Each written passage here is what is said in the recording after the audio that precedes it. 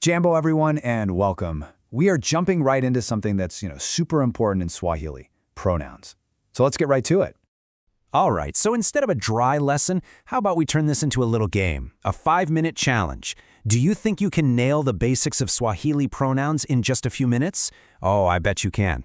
So, are you ready? Let's play. Okay, here we go. Round 1, defining the terms. Every good game starts with understanding the rules, so let's get our key definition locked in.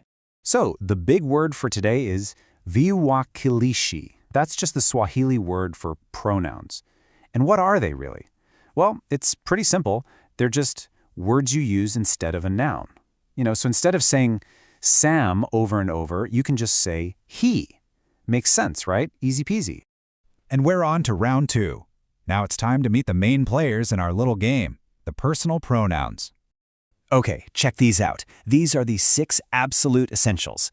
For the first person, you've got Mimi, which is I, and Sisi for we. Got it? Then for the second person, there's Wewe for you singular, and Nyinyi for you all. And finally, third person, we have Yeye, which covers both he and she, and Wao for they.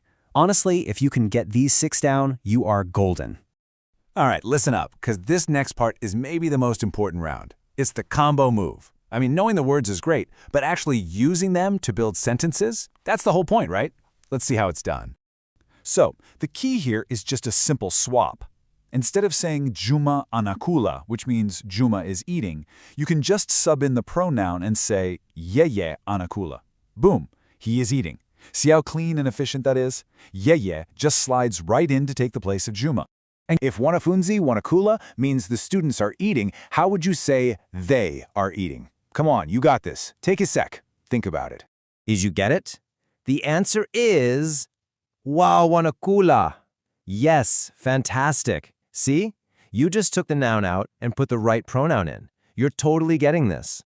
Okay, you are doing so awesome that I think it's time for a bonus round. Let's level up our game with a new kind of pronoun, one that's all about pointing things out. Ready for the demonstrative dash? Let's go.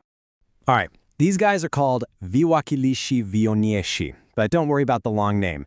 Let's just call them demonstrative pronouns. And their job is super simple. They just show if something is karibu, which means near, or mbali, which means far. So let's look at a singular person. If they're standing right here, close to you, you'd say, Huyu anarusha mpira.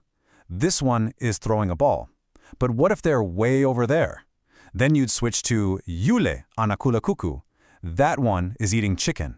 So it's pretty clear, right? Huyu for near, Yule for far. And no surprises here, it works the exact same way for groups of people. A group right by you, Hawa wanarusha mpira. These ones are throwing a ball. But a group way off in the distance, that's Wale wanakula kuku. Those ones are eating chicken. So, Hawa for near, Wale for far. Got it? And here we are, the final level. This is where the rubber meets the road. We're going to see how all these pieces we've been learning actually fit into real, everyday conversations in Kenya. This is the stuff that really matters. Okay, so picture this. You're with a friend, and you want to introduce them to someone. You would use that demonstrative pronoun we literally just learned. You'd kind of gesture to them and say, Jambo, huyu ni rafiki yangu Sam, which is hello, this is my friend Sam. How great is that? It's so warm and natural. So to keep the conversation flowing, what do you do next? You switch to a personal pronoun. After you've introduced Sam with huyu, you can follow up with Yeye ni walimu. He is a teacher. Did you catch that? That smooth little switch from a demonstrative to a personal pronoun? That's how it's done. And just to wrap things up, here are a few quick-fire tips for your everyday chats. So when you're making plans with your friends, you're going to be using Sisi for we all the time. If someone asks how you are, a supernatural way to ask them back is just weweje, which means and you. And of course, if you're talking about another group of people, you'll find yourself using wow for they constantly. And that's a wrap. You did it. Challenge complete. You smashed it. You've got the definitions, you've met the main players, and you know how to pop them into real sentences. Awesome job. So, I've got one last question for you. Now that you know all this, which Swahili pronoun are you going to use first? Maybe today? Will it be Mimi? Or maybe Wewe? Or Sisi?